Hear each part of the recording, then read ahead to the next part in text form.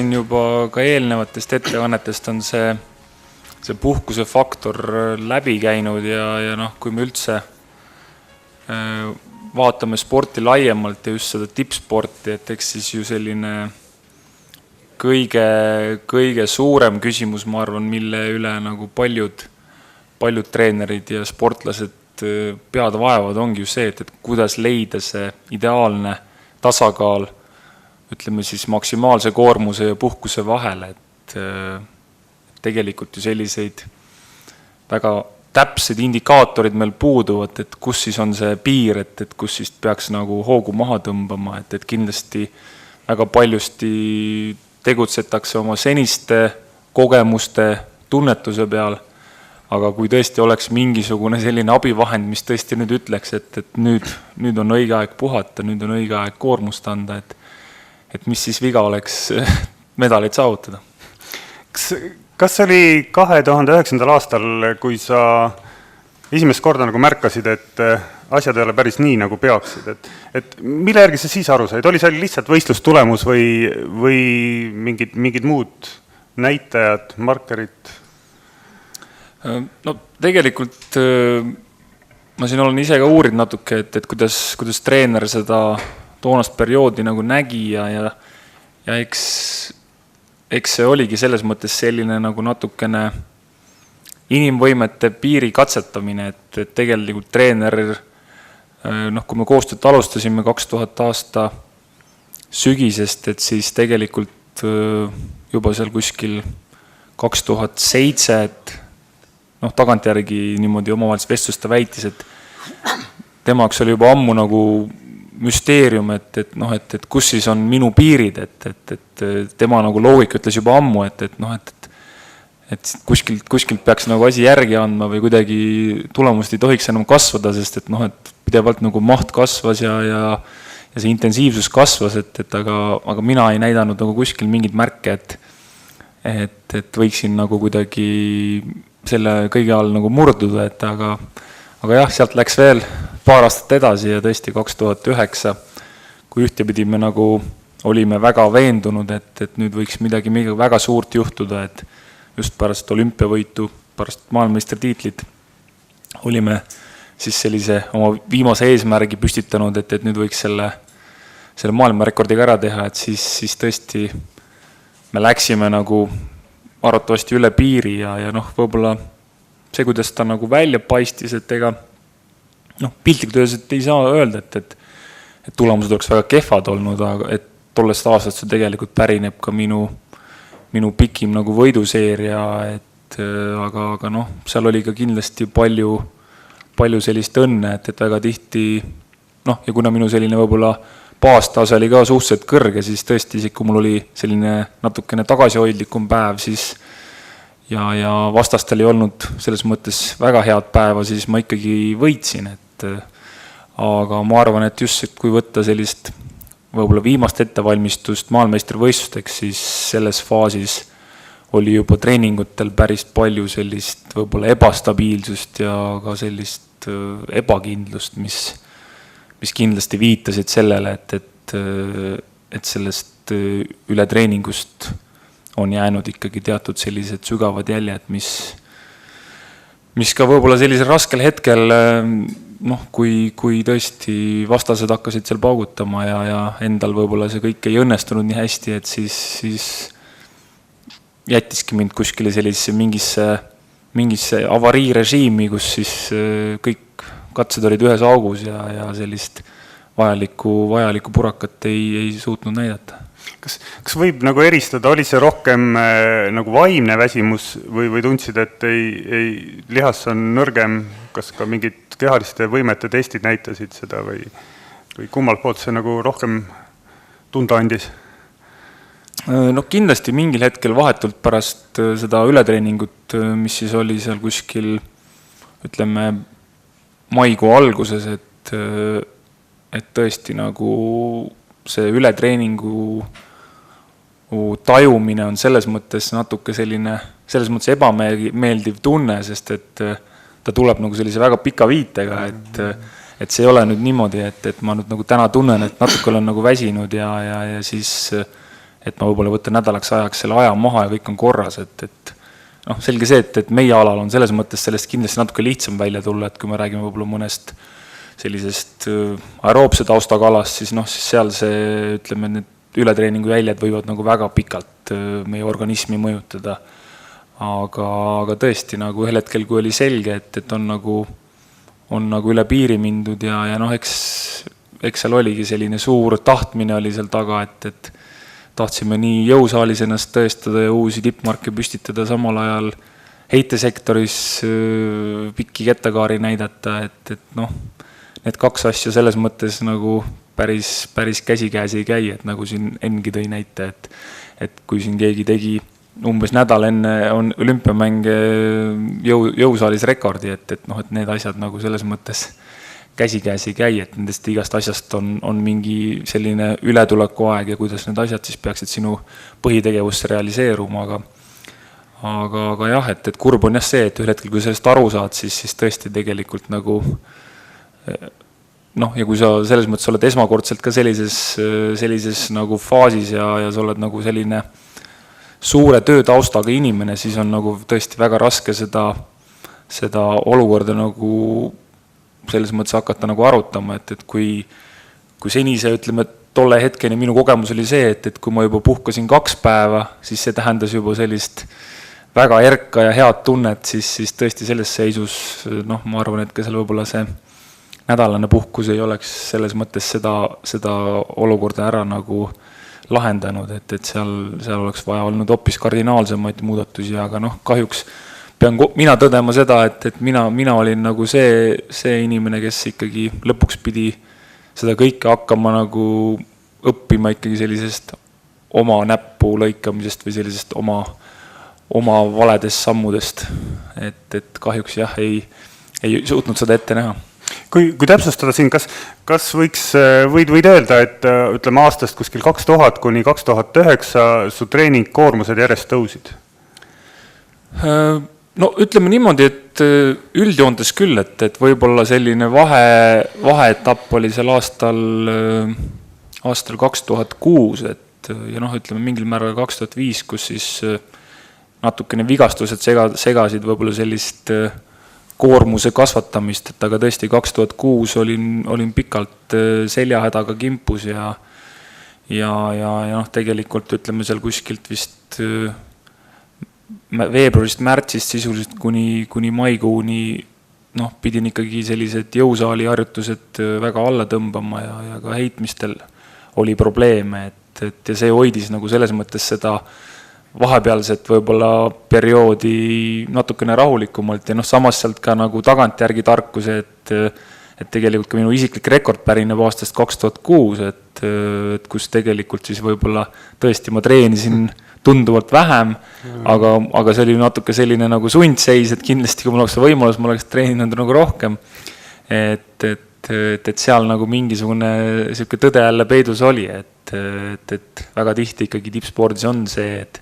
pigem tehakse natuke rohkem kui natuke vähem.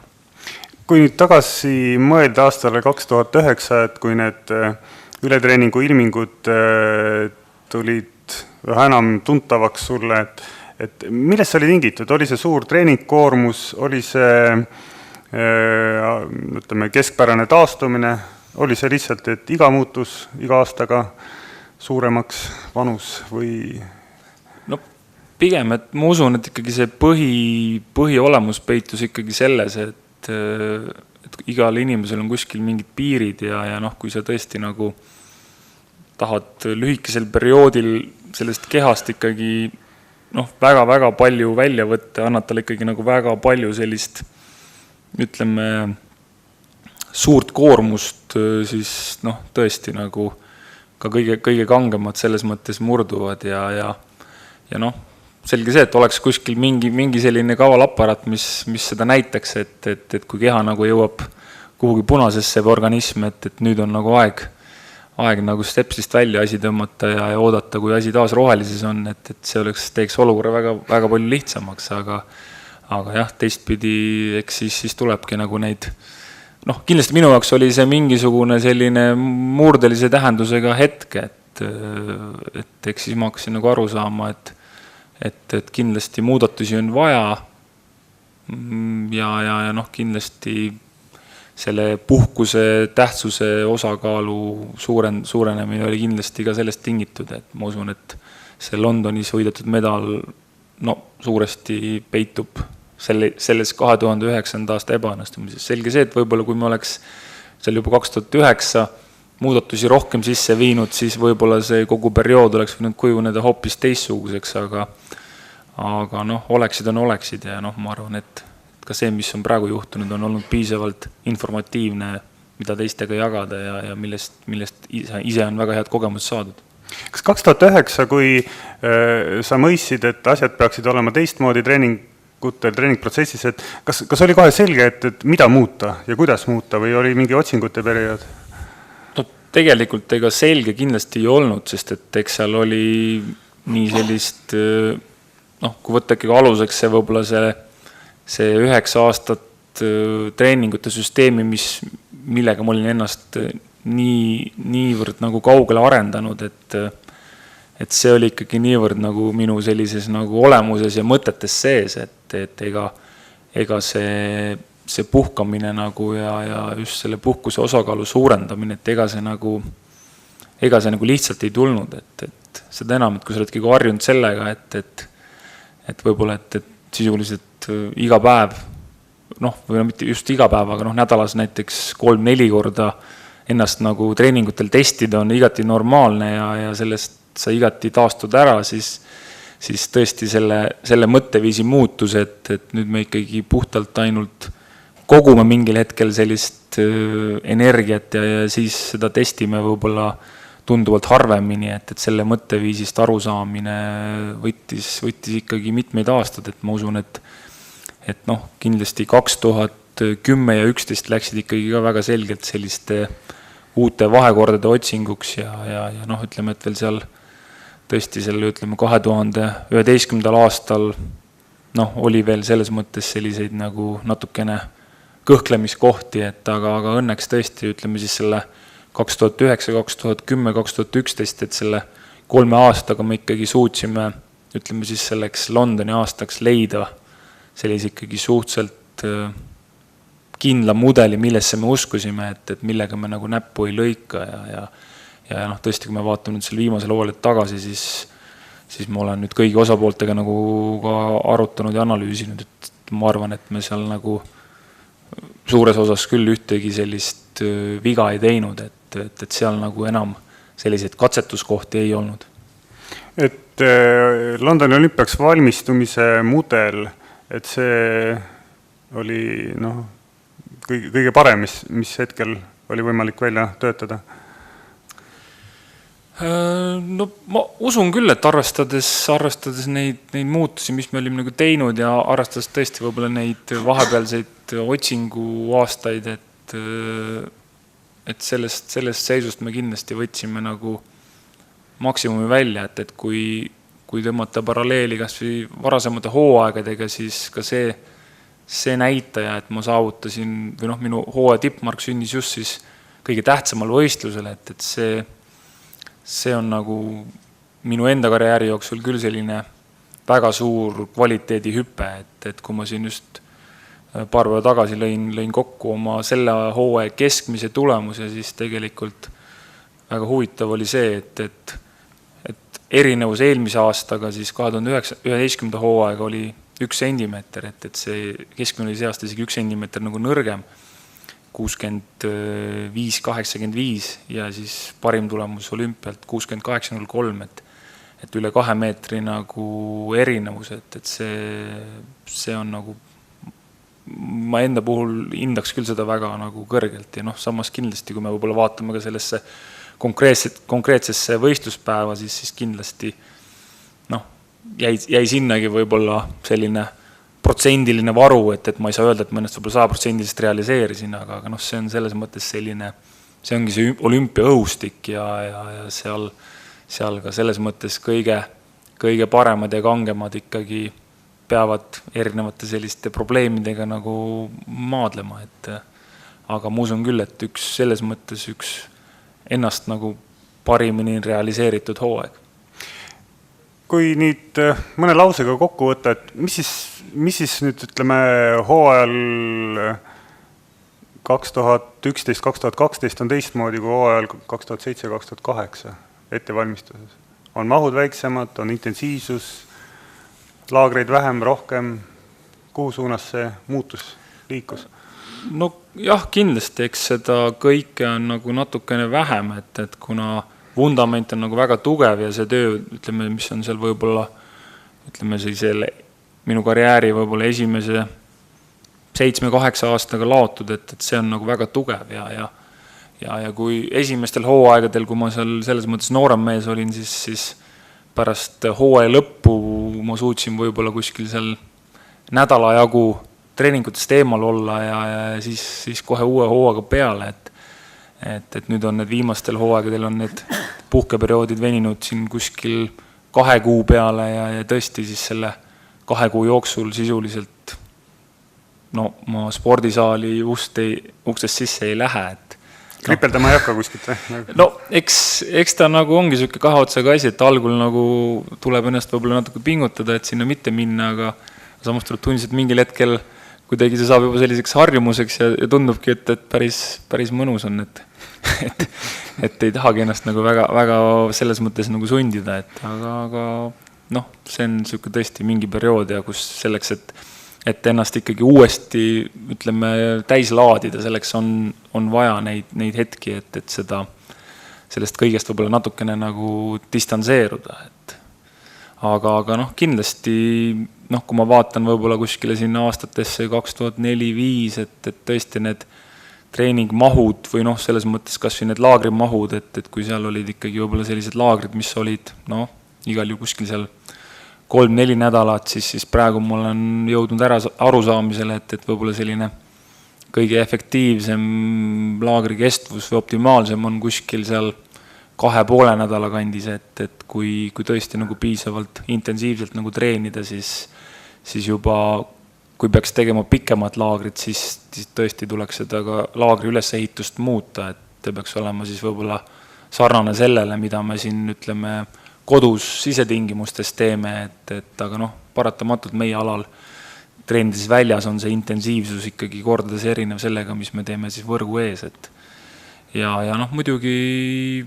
kui kunagi, ütleme, treeninglaagrites me kasutasime seal süsteeme näiteks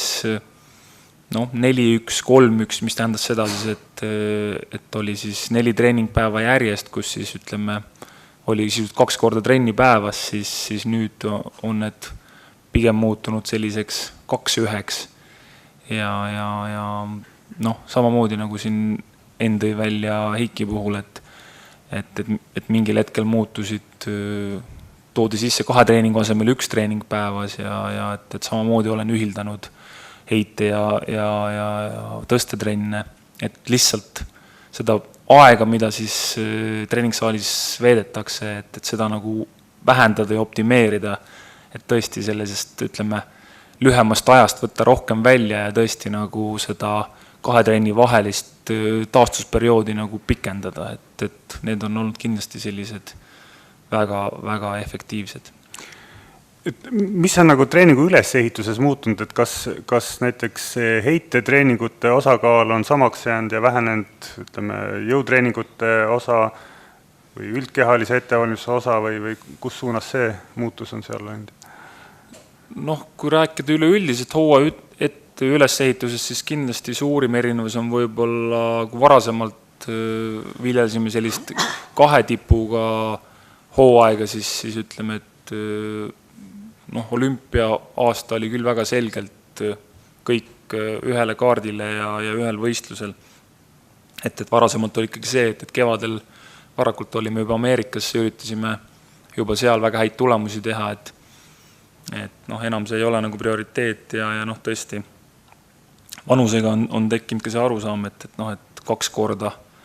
tipus olla on väga keeruline, ja kui vaadata üleüldist sellist muutust, siis kindlasti natuke on heitemahud vähenenud,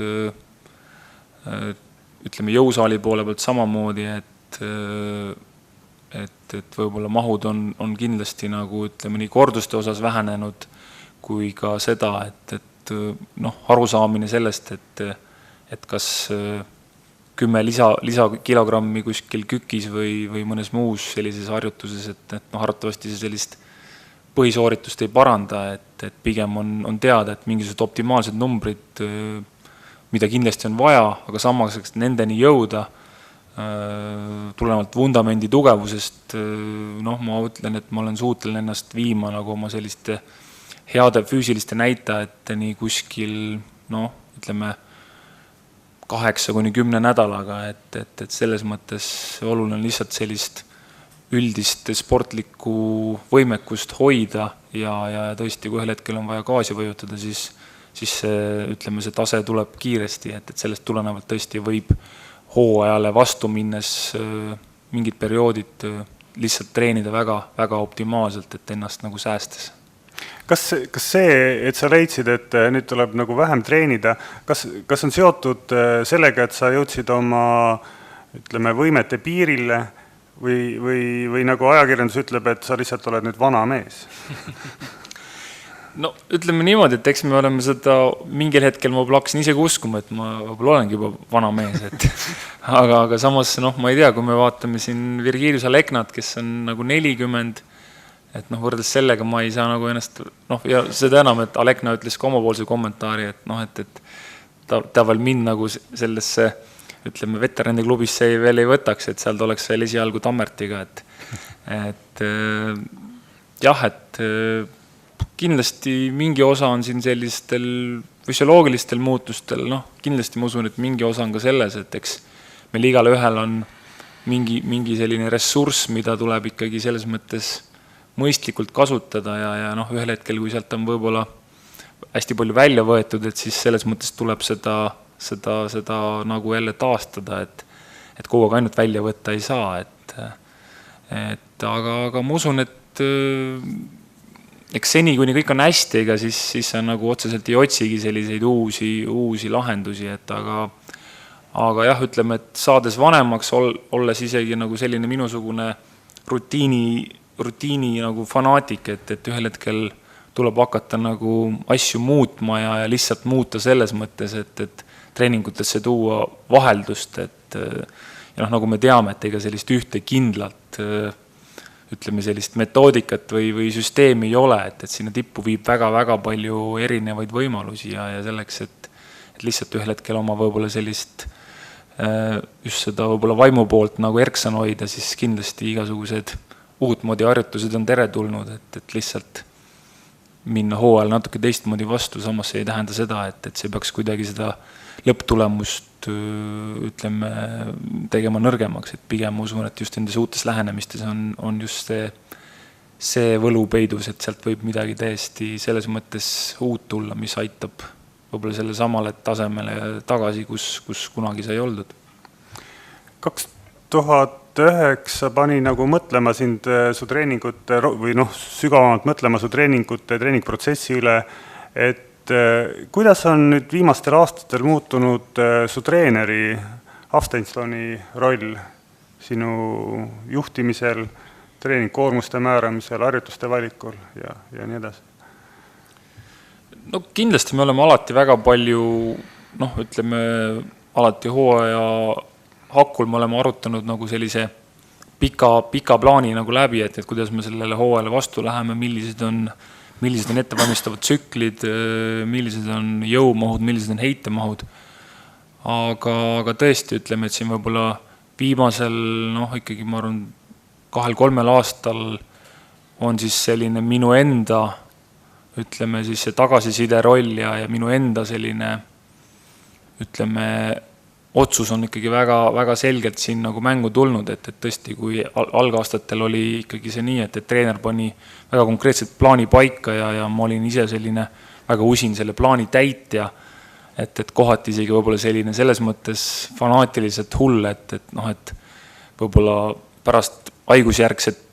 sellist perioodi ma kiirustasin väga ruttu treeningutele ja tahtsin sealt samast kohast jätkata võib-olla, kus ma olin näiteks nädal tagasi olnud, et mis tagantjärgi kindlasti tundub nagu väga naeruväärne ja saades aru, et ma tegin võib-olla seal palju vigu, aga noh, see oli nagu see periood, kus ma tõesti nagu fanaatiliselt noh,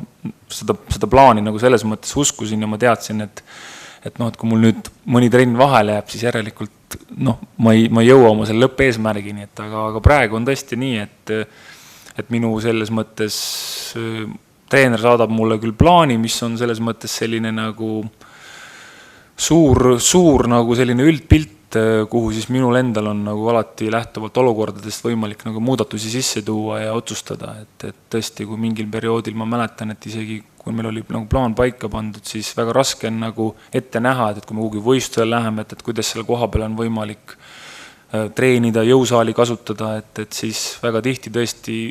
ma tegin paljusid asju kui lihtsalt sellest kohustusest, et treener oli midagi ette kirjutanud, aga samas võib-olla see ei olnud väga mõistlik, et kui sa tulid mõne pikema reisi pealt, et kas on kohe mõtet, kas jõusaali tormata või samamoodi heitesektorisse, et võib-olla on nagu kasulik lihtsalt teha väike kerge võimlemine ja sellest kõigest nagu noh, natuke anda nagu kehale seda taastumiseks aega, aga noh, ütleme nii, et kindlasti siis olin ka noorem ja selline nagu organismi enda võime nendest olukordadest nagu puhtalt välja tulla oligi nagu väga-väga selline hea, aga nüüd tõesti nagu ma ikkagi lähtun sellistest nagu põhireeglitest, et tõesti, kui on pikem reis või selline mingisugused asjad vahele tulnud, mida ei ole ette näinud, siis pigem nagu ma piirdun ainult sellise võimlemise või sellise soojendusega, et ma ei lähe testima, et kui 2 päeva tagasi ketas lendas nii kaugel, et kas ta endiselt lendab päev enne võistlust, et ma olen nagu sellest aru saanud, et nüüd on need kohad, kus ennast tõestada ikkagi ainult need kohad, kus see tõesti loeb, et see, mida ma võib-olla treeningutel teen või kas või võistluspäeva hommikul või päev ennem, et see tõesti ei ole enam määrav. Sul lähim kaasvõitleja on su füsioterapeut Indrek Tustit. Et kas tema roll ja osatähtsus ka ütleme, treeningute määramisel, kuna ta tunnetab väga hästi su keha seisundit, on ta nüüd tõusnud aastatega? No kindlasti, et eks Indrek on nagu minu selles mõttes ütleme ikkagi organismi nagu peegel ja noh, ütleme, kui tema midagi ütleb, siis või noh, millegile selles mõttes kas või mõnele ohumärgile nagu viitab, siis kindlasti see on nagu see tagasiside, mis muutub kohe nagu selles mõttes prioriteediks, et kui tõesti ta näeb, et mingisugused ütleme, et noh, reeglina kui mingisugune probleem ilmneb, siis seal ikkagi seal on nagu 2 faasi, et üks faas on see, kus siis tõesti kõik lihased muutuvad kangeks, järgmine faas on nüüd see, et kas siis midagi läheb katki või kõik läheb hästi pehmeks, et nendel sellistes situatsioonides kindlasti nagu Indrek peab nagu andma väga tugevat tagasisidet, et noh, et mis nüüd teha, et kui tõesti on seal veel mingi tsükkel pooleli, siis igal juhul tuleb seal nagu natukene nagu tagasi tõmmata, aga noh, õnneks selles mõttes tema pidev kohalolek on nagu neid suuremaid probleeme kindlasti väga suuresti nagu ära hoidnud, aga igal juhul tema nagu selline üleüldine roll on kindlasti nagu ajapikku kasvanud ja noh, kuna ta on ka selles mõttes sellises abitreeneri rollis ja ta on nagu väga palju, ütleme siis minu heitetehnikasse süübinud, siis kindlasti on ka ta selles, ütleme, osas olnud väga suur abimees. Et praegu on motivatsioon laes, Riiast kuld? No, ütleme niimoodi, et selge see, et kuld oleks selles mõttes väga, väga erakordne, et siin Raul on teinud väikest sellist uurimustööd, et millised on üldse inimeste nagu võimed ja kui palju on meil selliseid inimesi, kes siis suudavad korduvalt olümpialt medaleid võita ja korduvalt siis samuti kuldmedaleid saavutada, et tegelikult selle 3. olümpiamedali tõenäosus on nagu, ütleme nii, et suhteliselt väike, et ütleme, et selle koha pealt, ütleme, kettaid on kindlasti suhteliselt natuke erakordsem ala, et seal on meil olemas üks mees, kellel on 4 olümpiakulda ja noh, samamoodi on ka Leknal 3 olümpiamedalit, et võib-olla konkreetselt meie ala, ütleme, see koefitsient ei ole nii ütleme, madal kui paljudel teistel aladel, aga noh, kui me siin võtame võib-olla aluseks näiteks sprindi, et siis tuua välja inimesi, kes oleks nagu 3 järjestikusel olümpiamängudel medalid võitnud, et see muutub tunduvalt seal harvemaks, nii et kindlasti iseenesest juba üldse medal võita Rios on kindlasti väga hea väljakutse, aga selge see, et Londonis kogetu kindlasti ei lase nagu seada vähemat eesmärki kui kuldmedal, et tõesti, kui tuleb mõni teist karvamedal, siis selge see, et ei saa öelda, et ma oleks nagu läbi kukkunud, aga eesmärke tuleb ikkagi püstitada nagu absoluutselt ja siis on ka võimalik, et võib juhtuda, et tuleb ka mõni vähemat karvamedal, aga tuleb medal. Hüpates nüüd Londoni võistluse juurde, et oled sa nagu analüüsinud või mõelnud, kindlasti sa oled, et mis see siis oli, et mul on siin see esi8 kirjas ja siit võib lugeda, et kullast ei puudu 24 sentimeetrit. Et mida oleks saanud teha paremini? Heita kaugemale? Jah, kindlasti, et eks pikem kaar oleks muidugi olnud automaatselt kohe parema koha, aga ütleme niimoodi, et kui võtta nii sellises üldises pildis, et võib-olla mida oleks saanud nagu paremini teha, kindlasti oleks pidanud selle kvalifikatsioonivooru nagu kuidagi sujuvamalt lahendama, et eks sinnagi läksid mõned sellised olulised närvirakud ja energiavarud. Samas nagu kui vaadata sellist hooaeg üleüldiselt, siis selles valguses nagu ikkagi see hooaja tippmark näitas nagu ikkagi mingit uut taset ja selle koha pealt on kindlasti väga suur areng toimunud, et võib-olla, kui mu enda selline võib-olla soov oli see, et see mingisugune tehniline mudel, ütleme selline kindel mudel, millega siis tõesti seda medalit võita, lihtsalt oleks pidanud saabuma võib-olla natukene varem, et seal lõpufaasis nagu oli veel selles mõttes selliseid võib-olla hetki, kus me ikkagi veel nagu natuke